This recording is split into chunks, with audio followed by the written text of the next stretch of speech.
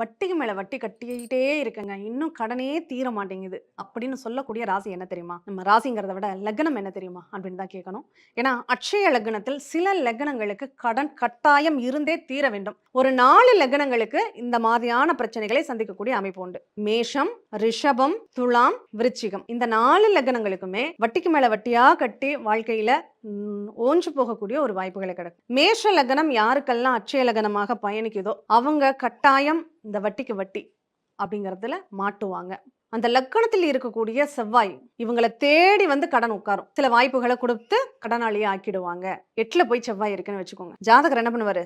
தேடி போய் கடன்ல உட்காந்துக்குவார். இவர் சம்பாதிக்கக்கூடிய பணம் எல்லாம் அந்த வட்டிக்கு தான் போகுமே தவிர 1% கூட அந்த அசல்ல வர வைக்க முடியாது. இந்த ரிஷபத்திற்கு ரிஷப லக்னத்திலேயே சுக்கிரன் இருக்காரு அப்படின்னா அந்த ஜாதகரை தேடி கடன் வரும். இதே சுக்கிரன் போய் 6ல உட்காராருன்னா இந்த ஜாதகரா தேடி போய் கடன்ல மாட்டுவார். துலாம் லக்னத்திற்கும் அதே தான். ஒருத்தருடைய ஜாதகத்தில் ரிஷபத்தில் சுக்கிரன் இருந்து அவங்களுக்கு துலாம் லக்னம் இப்போ அட்சய லக்னமாக பயணிக்குதா, நீங்களா போய் கடன்ல மாட்டீங்க. ரொம்ப ரொம்ப எச்சரிக்கையாக இருக்கக்கூடிய நேரம் இது அப்படின்னு சொல்லலாம். அதுவே விருச்சக லக்னத்திற்கு மேஷத்தில் செவ்வாய் இருக்கா, நீங்களா தேடி போய் கடன்ல மாட்டிக்குவீங்க. சரி, இந்த மாதிரி லக்னங்கள் நான் கடன் வாங்கல, எனக்கு கடன் வாங்குறதுக்கே இஷ்டம் இல்ல, நான் கடனை வாங்க மாட்டேன். இப்ப இந்த லக்னங்கள் ஆரம்பத்துல நம்ம கிட்ட ஒருத்தர் வர்றாரு, இப்ப இந்த ஜாதகர் நம்ம கிட்ட வர்றாரு, நீங்க இந்த 10 வருஷம் கடனாளியா தான் இருக்கணும், இல்லங்க நான் கடன்லாம் வாங்க மாட்டேன்னு அவர் சொல்றாருன்னு வச்சுக்கோங்களேன், அவர் ஆபத்தை தேடி ஓட போகிறார் அப்படின்னு அர்த்தம். ஏன்னா அவர் பேர்ல கண்டிப்பா ஒரு இஎம்ஐ லாங் டைம் இஎம்ஐயா அவர் போட்டு வச்சுக்கணும். நாங்களே சொல்லுவோம், நீங்க கடனை வாங்கிக்கோங்க, அது கொஞ்சமா வாங்கிக்கோங்க. கடனை நீங்க வாங்கலைன்னா